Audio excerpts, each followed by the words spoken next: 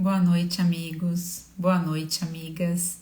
Sejam todos muito bem-vindos ao Evangelho no Lar da Associação Espírita Fé e Caridade de Florianópolis. Nós nos reunimos aos domingos à noite para realizar o Evangelho no Lar da Associação e, ao mesmo tempo, irmos praticando o Evangelho, a leitura, o conhecimento a respeito do Evangelho de Jesus, a meditação, para irmos trazendo esses conhecimentos para os nossos sentimentos e para as nossas vivências diárias. Então é com muita alegria que eu vou dando boa noite para os amigos que já vão chegando por aqui. Oi, Alberto, boa noite. Oi, Denise, oi, Gladete, oi, Suzana, oi, Pati. Um abraço carinhoso a todos vocês que já vão chegando. Fiquem bem à vontade.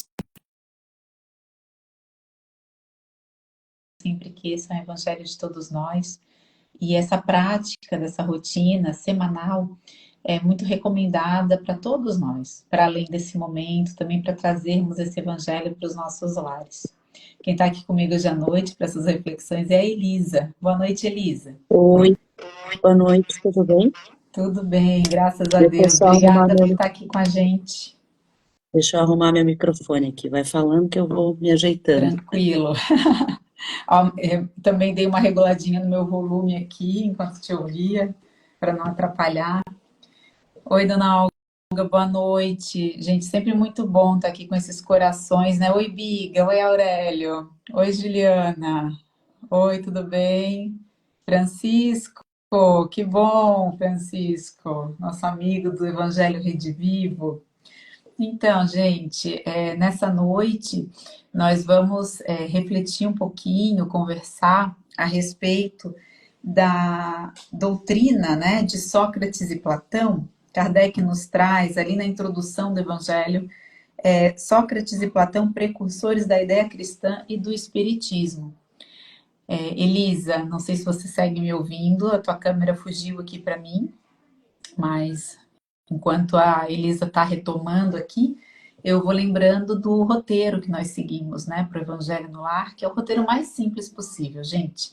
É uma prece inicial, a leitura, né, de um trecho do Evangelho que você pode abrir aleatoriamente ou pode seguir o Evangelho, né, de acordo aí com o índice. É a forma como nós costumamos fazer, né? Nós já estamos aqui nessa prática do Evangelho há pelo menos 2 anos, né, quase 3 anos. E nós seguimos, então, né, o roteirinho do Evangelho e retomamos agora no primeiro, né, no início, na introdução, antes ainda do primeiro capítulo, ainda na introdução. Então, estamos na introdução do Evangelho segundo o Espiritismo, estamos no item 4 da introdução. Então, nós já falamos a respeito das notícias históricas na semana passada.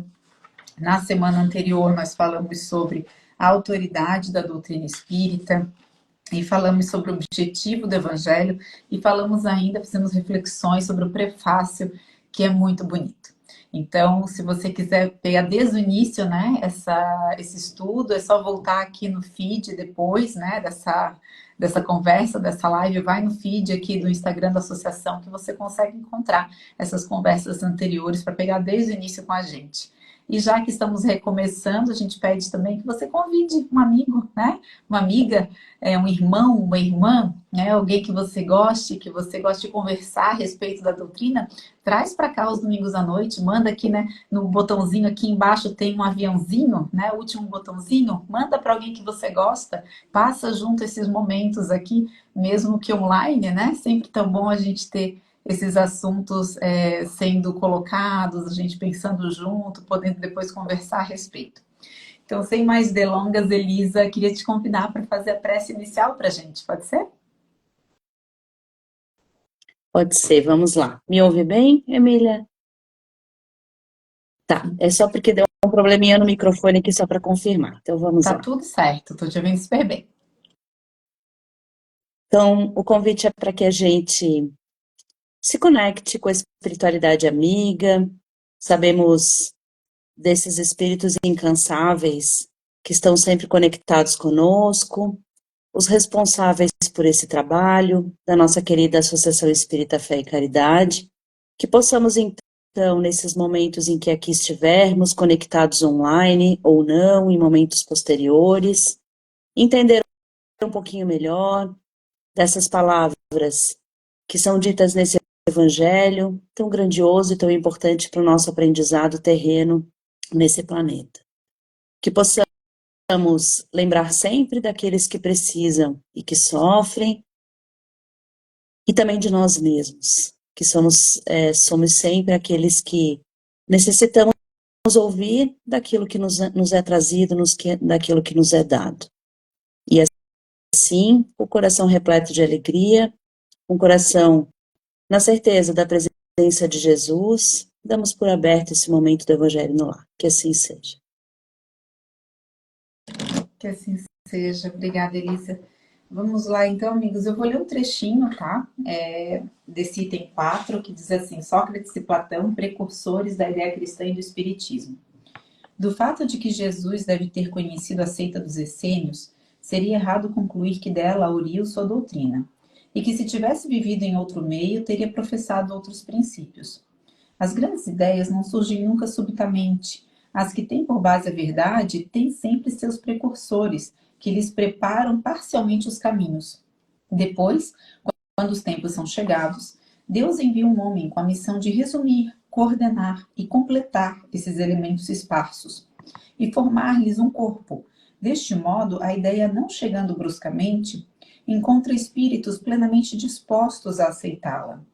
Assim ocorreu com a ideia cristã, que foi pressentida vários séculos antes de Jesus e dos essênios, e da qual Sócrates e Platão foram os principais precursores. Sócrates, da mesma forma que o Cristo, nada escreveu, ou pelo menos não deixou nenhum escrito. Como ele, morreu a morte dos criminosos, vítima do fanatismo, por ter atacado as crenças tradicionais e colocado a virtude real acima da hipocrisia e do simulacro das formas, numa palavra, por ter combatido os preconceitos religiosos. Como Jesus foi acusado pelos fariseus de corromper o povo pelos seus ensinamentos, também, como ele, foi acusado pelos fariseus do seu tempo, porque os houve em todas as épocas, de corromper a juventude, proclamando o dogma da unicidade de Deus, da imortalidade da alma e da vida futura. Da mesma forma, ainda que não conhecemos a doutrina de Jesus, senão pelos escritos dos seus discípulos, não conhecemos a de Sócrates, senão pelos escritos do seu discípulo Platão. Cremos útil resumir aqui os seus pontos principais para mostrar sua concordância com os princípios do cristianismo. Aí Kardec discorre um pouquinho mais e vai listar para a gente o resumo da doutrina de Sócrates e Platão em 21 proposições que ele retira do livro Diálogos, de Platão. E é sobre isso que a gente vai conversar aqui um pouquinho, né, Elisa? Eu queria que você começasse, Elisa, eu sei que foi uma semana aí de muita reflexão, de muito estudo. E a Elisa me colocou uma pergunta mais cedo essa semana, gente, muito interessante, que assim, e se eu abrisse essa página no Evangelho no Lar da minha casa? Né? Acho que todos nós aqui já passamos por isso, de abrir, seja o Evangelho, ou o Novo Testamento, ou qualquer livro, abrir, ler e ficar às vezes assim, como é que o que eu entendi de fato disso aqui, né? E o que eu trago disso para a minha vida, para o meu pensar, para o meu sentir, para o meu fazer? Então, Elisa, eu queria que você começasse por isso, assim, sabe? Se você abrisse essa página, né? Aí com a Bruna, com o Alberto, e eles te perguntassem, mãe, o que a gente tira aqui dessa doutrina de Sócrates e Platão? O que você diria? Então, vamos lá. Eu acho que essa pergunta ela é bem pertinente, até porque quando a gente lê esse material e pensa em fazer uma palestra ou em organizar um estudo, talvez a nossa lógica seja diferente, né? E o pensamento foi esse, assim, eu acho que se isso viesse no nosso evangelho, talvez uma das primeiras coisas que a gente fosse conversar fosse exatamente sobre o Sócrates e o Platão, né, que são os mencionados ali. Quem são essas pessoas? Acho que na nossa vida escolar a gente conhece um pouquinho deles, né? A gente fala, a gente estuda sobre Sócrates e Platão, entende um pouquinho aquilo que dessa metodologia que Sócrates usava, né, da chamada maiêutica socrática, quando ele vem de uma família humilde, a gente conhece, né, um pouquinho da história dele, entendendo que ele tinha uma mãe que era parteira, e aí ele viveu muito disso, assim, né, dessa troca lá na Grécia Antiga, 400 anos antes de Cristo, mais ou menos, e ele, dessa família, aprendeu muita coisa, vivia, no início da sua vida, trabalhou com o pai, que era escultor, até que o pai se aposentasse, e depois, então, ele decide seguir a sua vida como filósofo, como um grande incentivador das pessoas que estavam perto dele, né? Especialmente os seus discípulos, especialmente Platão. Mas Sócrates tinha uma forma interessante de lidar com as coisas, e eu acho que isso é uma das coisas interessantes de a gente conversar também, né? De que ele incentivava muitas pessoas a buscarem dentro de si respostas para as coisas da vida. Então, a partir de perguntas que eram feitas, né? Então, existia uma dúvida, por exemplo, o que é isso? E aí, a partir dessas perguntas, ele ia fazendo outras perguntas, incentivando as pessoas a realmente pensarem sobre questões gerais, né? Questões da vida, questões, dúvidas, enfim, de maneira geral, eu acho que isso é muito interessante de a gente pensar. Então, olha o grande desafio, né? Alguém que vai te fazendo pergunta o tempo inteiro, a gente às vezes fica meio tumultuado quando alguém está do nosso lado fazendo perguntas e perguntas, a gente até fica assim, nossa, mas eu não sei por onde caminhar, não sei o que responder, né? Eu fico imaginando a gente perto dele e ele nos incentivando a isso, mas foi uma teoria interessante, né? Que traz, como diz Kardec, essa base do cristianismo e da doutrina espírita, claro, né? Pensando na doutrina espírita tendo como base esse cristianismo. Então, Sócrates foi casado, ele teve 3 filhos, acho que depois a Emília vai falar um pouquinho sobre o final da vida dele, como é que foi isso, tem um texto muito lindo que conta pra gente uma história que é de emocionar e de chorar, acho que hoje eu e a Emília choramos com isso, mas a gente conversou muito sobre isso, né, sobre o que Sócrates traz, então, nesse processo todo e por que da importância dele. Né? E aí, como já foi dito ali no texto, ele não escreveu muita coisa, porque realmente ele se preocupava com o falar, né? Com o verbalizar.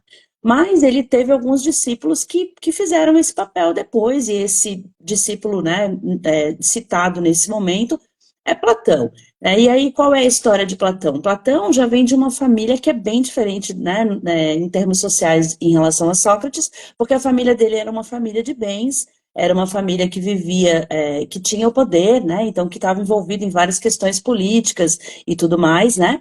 Então, o destino do Platão seria ser político, né? Seria se envolver na política, mas na verdade o que ele faz é que depois que ele conhece Sócrates, ele começa a aprender oratória, né? Até incentivado pelo pai, o pai coloca ele perto de Sócrates para que ele aprenda a oratória, e aí ele acaba decidindo ser filósofo e questionava várias coisas, dentre elas a democracia, né? Então a gente sabe que o Platão ele tem um questionamento muito forte historicamente em relação à democracia, mas ele passa 12 anos viajando, escrevendo tudo aquilo que ele aprendeu com Sócrates e deixando então alguns escritos importantes para a gente, né? Em relação a isso que ele nos traz. Acho muito lindo esse texto do Kardec, quando ele está falando, então ele traz já nas semanas anteriores, né, isso que a Emília chama a atenção de que a gente volte lá e veja, toda essa base, toda essa história que é base para esse evangelho e para a nossa doutrina, né? E aí ele fala do quanto as ideias vão sendo pinceladas aos poucos. Então, não é de uma hora para outra que acontece, não é de uma hora para outra que as coisas vão aparecer e a gente vai ter que entender, né? E o quanto fica mais fácil para o nosso aprendizado quando isso acontece. Então ele fala mesmo, as ideias foram chegando e de repente vem Jesus, né? De repente não, mas numa programação toda, vem Jesus para nos exemplificar e para resgatar uma série de coisas que já vêm sendo ditas, né? Então as ideias não vêm de uma hora para outra. Assim como a gente diz hoje que o nosso planeta não vai virar um planeta melhor de uma hora para outra, a gente vai construindo isso. Então, acho que falar um pouquinho dessas ideias é trazer uma série de coisas que nos tocam muito, né? Então, do que a gente pode lembrar? Acho que a gente pode conversar um pouquinho sobre que ideias são essas, o que eles nos trouxeram, o que eles nos dizem. E tem um palestrante que é o Jorge Elahá, que ele fala um pouquinho sobre essas ideias de Sócrates, e ele chama a atenção de uma coisa, né, de como as coisas se repetem, de algumas frases que são ditas por Sócrates e depois descritas ou narradas por Platão. Uma delas que é bem conhecida, que diz assim, né, pelos frutos que se conhecem as árvores. E se a gente retoma ao Sermão da Montanha, Jesus também falava sobre isso, né, sobre as árvores, sobre os frutos, sobre o cuidado que a gente precisa ter daquilo que a gente planta em relação àquilo que a gente vai colher. Isso sem falar as grandes ideias de Sócrates em relação ao conhecimento de si mesmo, né? Então, ele exemplificou e ensinou para muitos esse grande processo de autoconhecimento, trazendo a grande frase, né? O conhece a ti mesmo de uma maneira bem, bem intensa. Mas eu acho que a gente pode trazer aí algumas coisinhas de que eles nos trouxeram, né, Sim, Emília?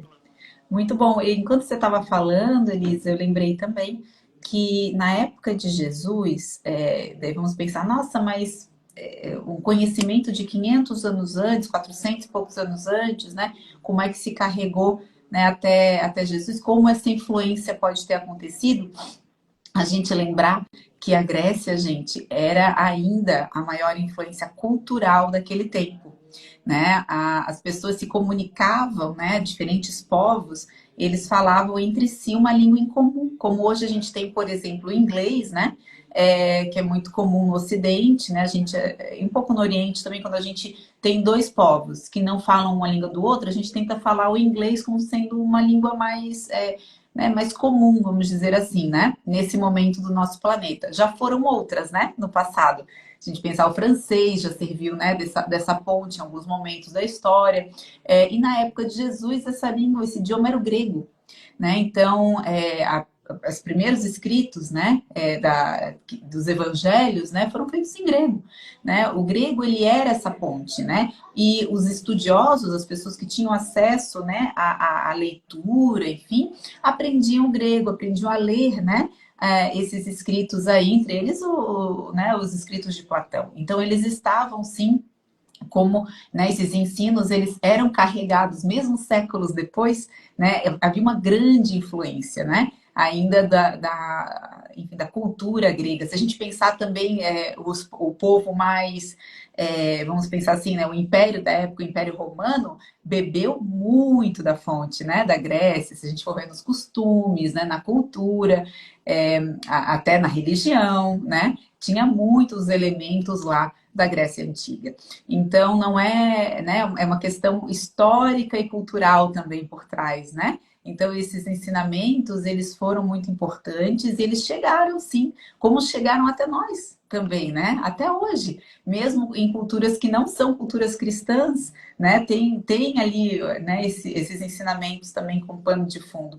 Então, de fato, são essas pinceladas, essa doutrina mesmo, né, de Sócrates, que ficou imortalizada aí por Platão nos seus escritos, que nos traz aí esse pano de fundo, né, para o que depois Jesus vem a trazer, depois a doutrina espírita vem resgatar e reforçar, né, e desse resgate e reforço, Elisa, o que você acha, que ideias são, a gente poderia dizer, as principais?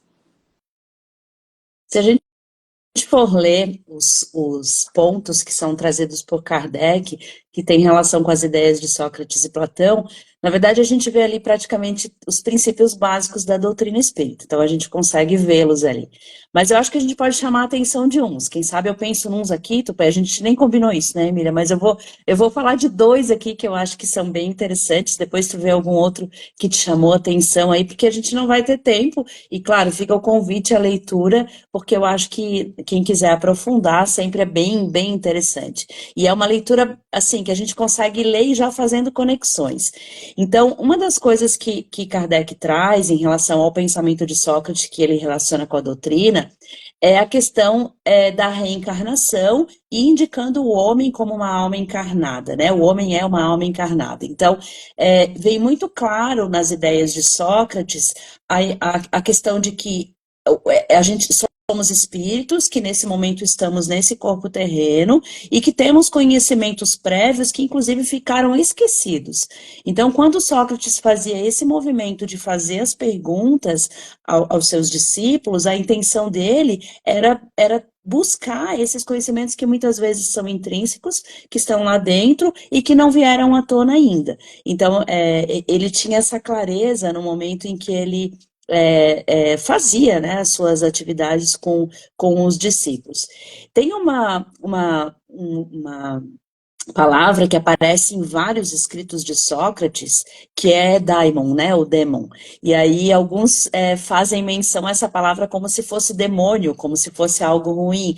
Mas, na verdade, o que Sócrates menciona quando fala do daimon, do demon, né, nas traduções que são trazidas, fica muito claro, até nas descrições de Platão, que ele é como se ele estivesse sentindo a presença da espiritualidade ali. Então, é como se ele escutasse, né? Então, ali todo um processo, vamos pensar até na questão da mediunidade ou da comunicabilidade com os espíritos, que é um dos princípios da doutrina espírita.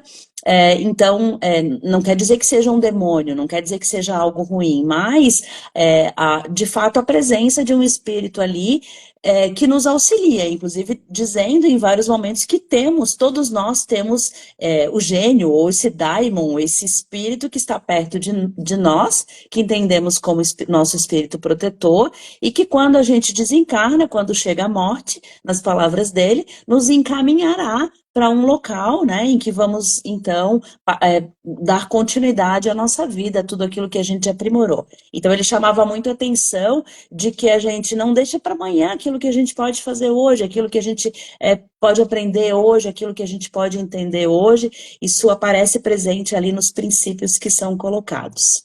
Queres falar alguma coisa aí, Emília?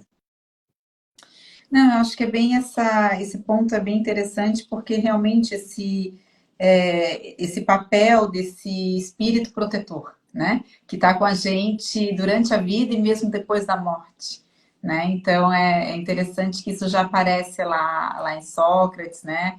A questão da imortalidade da alma, né? Uma série de pontos que você já trouxe, eu acho que são bem impactantes, né? Fico imaginando como é que não foi para a época, né? Essas ideias, né? Tanto foi que eles foram, né, combatidos, digamos assim, né? Muitos não entendiam esses pensamentos e criticavam, eles foram criticados, inclusive, né, julgados em relação àquilo que faziam, né? Então, de fato, não foi simples, não era simples eles defenderem essas ideias, e os relatos que a gente tem, Emmanuel traz um relato bem interessante, de que Sócrates falava em praça pública, falava aos jovens, então ele tinha uma linguagem que atraía, né, essas pessoas na praça, né? Então era um discurso atraente, digamos assim, e que influenciava de verdade, né? Porque acho que ele tinha uma oratória muito bonita, né? Muito Sim. rebuscada, né? E alguém de fato com uma moral elevada, alguém que atraía também pela sua índole, por quem era, né? Quem não quer estar perto de alguém que, primeiro, desde sempre, a gente sempre, enquanto ser humano, buscou respostas, né? Buscou explicações sobre quem nós somos, né? De onde viemos, né? Para onde vamos. Então, aquelas perguntas clássicas da filosofia que ele trazia com muita, né? Com muita tranquilidade, né, e muita clareza, e ao mesmo tempo a própria figura dele, né, de alguém, um espírito dessa ordem, um espírito assim elevado, tende, né, a atrair mesmo, tende a gente querer ficar perto, né, traz esse acalento também para as nossas almas. Acho que é bem isso, Emília. E antes da gente contar a história final dele, que eu acho que é uma história importante, eu peguei algumas frases das ideias de Sócrates e de Platão, talvez até um pouco misturadas, e aqui não importa qual é qual, né, mas só para a gente entender da grandiosidade desses ensinamentos. Então, olha só, uma das coisas que aparece assim é de que sábio é aquele que conhece os limites da própria ignorância. É bom que a gente comece a semana pensando em várias coisas quando a gente começa a conhecer um pouquinho melhor de Sócrates e Platão. E aí, o que mais que ele fala? Aquele que não está satisfeito com o que tem, não vai ficar satisfeito com o que gostaria de ter. Olha só que interessante. Então, a gente precisa cuidar daquilo que a gente tem. A gente olha, né, hoje um dia frio, vários irmãos nossos, né, passando frio, tendo dificuldades, e aí a gente tem essa frase, né, esse pensamento, esse convite para que a gente olhe com mais cuidado e agradeça, né? A gente já fez a nossa prece hoje, a gente fez uma prece de abertura agora aqui, mas a gente já agradeceu pela vida, a gente já agradeceu por aquilo que a gente tem, né? Só quem entende a beleza do perdão pode julgar seus semelhantes. Então, olha só que importante, né? O perdão é Aqui a um. gente vai lembrando muito de Jesus, né, Elisa? A Exatamente. gente vai lendo aqui e vem na cabeça, né, as parábolas, né? Vem a questão aqui a história, né, do atire a primeira pedra, no caso aqui dessa do perdão, né? Enfim, então de fato é muito conectado.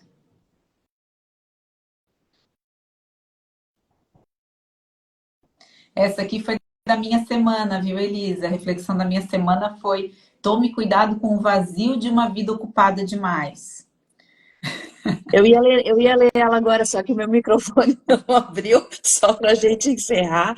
Eu acho que a gente tem uns comentários interessantes ali, né? Mas é Temos. isso, assim, a tal da vida vazia, né? E é impressionante, assim, a gente lê e parece que a gente escuta Jesus, aí parece que a gente está escutando a espiritualidade, né? Então, assim, os aspectos que estão lá no Livro dos Espíritos, na Gênese, enfim, é tudo muito conectado, né? E A aí a gente lei vê a de Deus é uma grandiosidade. só, Exatamente. né? Eu acho que fica para Essa é a a gente conclusão que a esse gente tem. resumo, né? É A lei de bem Deus é uma isso. só e a gente vai aprendendo ela de pouquinho em pouquinho ao longo da nossa jornada evolutiva. Graças a Deus por esses espíritos de luz, né? Que vêm nos trazer essas verdades. E acho que não te contentes em admirar as pessoas bondosas, imite-as, né?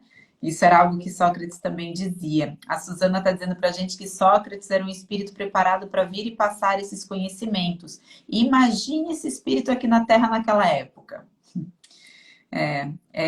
Bem-aventurados os perseguidos pela justiça, né, Suzana? A última bem-aventurança daqueles que já galgaram todas as outras.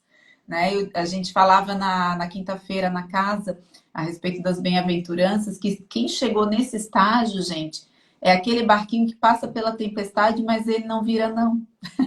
Ele, né? A tempestade que passa por ele, né? Então, é uma certeza, é uma força, uma fortaleza íntima que um dia todos nós vamos alcançar, né? Graças a Deus. A Ana Carla está dizendo aqui que Sócrates e Platão foram dos que prepararam a terra para a boa nova. Acho que isso resume, Ana. E a Elisa comentou sobre o final da vida de Sócrates, então a gente tem esse trecho que está lá no livro maravilhoso, gente, A Caminho da Luz. Quem ainda não leu A Caminho da Luz e tem curiosidade sobre a formação da Terra, sobre a origem dos povos, sobre, né, o caminho que a gente, né, o fato da mediunidade estar sempre na história da humanidade. A mediunidade ela não surge com Kardec há 160 e poucos anos atrás. Não, a mediunidade é algo que está na nossa história, é intrínseco da natureza humana. Então, lá no Caminho da Luz, a gente vai entender essa questão do intercâmbio do mundo espiritual e do mundo material, né? Toda essa história Emmanuel traz para a gente de uma forma muito clara. E lá no Caminho da Luz, ele traz um pouquinho da história de Sócrates para a gente. E ele vai contar para a gente assim, ó, que Sócrates foi preso, né, como Elisa falou, foi julgado, né? O julgamento dele é algo também muito interessante, porque ele coloca questões, né, para o juiz, ele lida ali na defesa dele apenas perguntando, né, colocando questões. Não deve ter sido nada, né? Deve ter sido algo muito interessante, vamos dizer assim, né? Para falar por baixo. Mas então ele está lá preso, né? Foi julgado, condenado e recebe a visita da esposa, a esposa Xantipa, né? Assoma as grades da prisão, Emmanuel conta pra gente, para comunicar-lhe a nefanda condenação à morte pela cicuta, né? Pelo veneno. Eila exclamando no auge da angústia e da desesperação. Então, vamos pensar que ela esposa, eles tiveram 3 filhos, né? E o marido, que nunca fez o mal para ninguém, é condenado à morte. E ela, então, diz, Sócrates, Sócrates, os juízes te condenaram à morte. E ele responde para ela, que tem isso? Responde resignadamente. Olha só, bem-aventurados os aflitos, né? Resignadamente, o filósofo. Eles também estão condenados pela natureza. Então, a morte, né? Todos nós passaremos por ela, né? Todos nós encarnados. Mas essa condenação é injusta, soluça ainda a desolada esposa. E ele a esclarece com um olhar de paciência e de carinho. E quererias que ela fosse justa, né? Senhor do seu valoroso e resignado heroísmo, Sócrates abandona a terra, alçando-se de novo aos páramos constelados, onde o aguardava a bênção de Jesus. Então, até a exemplificação, né, gente, desse amor, dessa bondade, dessa elevação, mesmo nos momentos de maior angústia, né, de maior testemunho, né, esses espíritos trazem para a gente lições para além do que eles falaram, e sim pelo meio como eles viveram. Elisa, mais algum comentário? Eu acho que é isso, assim, essa passagem emociona porque às vezes a gente reclama por tão pouco, né? Às vezes a gente não se dá conta desses precursores que aqui estiveram, e o quanto fizeram por cada um de nós para que hoje a gente esteja aqui com essa oportunidade tão, tão grandiosa. Então, acho que o exercício, depois de uma leitura como essa, depois de um evangelho desse, né, é que a gente agradeça mais, que a gente perceba mais da importância disso tudo para o nosso crescimento, que a gente aprenda mais, que a gente vá buscar mais esse aprendizado, esses ensinamentos e, acima de tudo, que a gente pratique mais, que a gente consiga aos pouquinhos abrir mão do nosso orgulho, da nossa vaidade, que às vezes é tão presente, às vezes não é sempre tão presente, e consiga, então, acalentar o nosso coração e entender melhor essas nossas dificuldades, também tendo por base esses tantos espíritos que ainda estão cuidando de nós, eu não tenho dúvida. De algum lugar, Sócrates está, assim como Jesus, assim como todos esses, orando por nós, torcendo por cada um de nós, né? Independente de quem sejamos, para que a gente juntos cresça e sejamos melhores sempre, né? Para que esse planeta cresça junto com cada um de nós também. É isso. Muito bem. Obrigada, Elisa. Obrigada a todos aqui pelo carinho, né? Pelas reflexões, por compartilhar os comentários. Gladete, a Sandra, a Giovana, a Miriam, aqui compartilhando a gratidão que a gente sente no coração, né? Por Sócrates, por Platão, por Jesus, por Kardec, né? Por cada um dessas almas abnegadas, né? Que cuidam da gente. Nenhuma ovelha se perderá, Jesus nos prometeu, né? E a gente tem essa certeza no coração, que somos muito amados.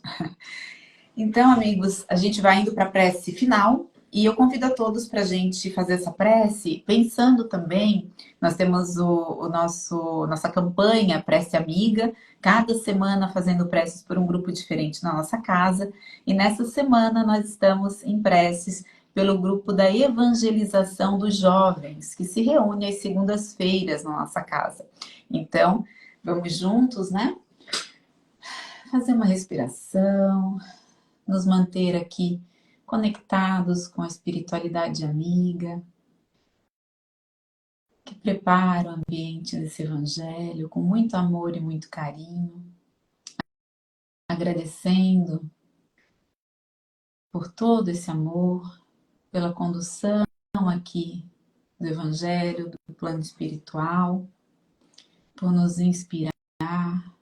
Agradecemos, como falamos aqui, aos espíritos protetores, aos precursores da doutrina e àqueles que nos mantêm sempre inspirados pelo caminho do bem, que possamos seguir e honrá-los.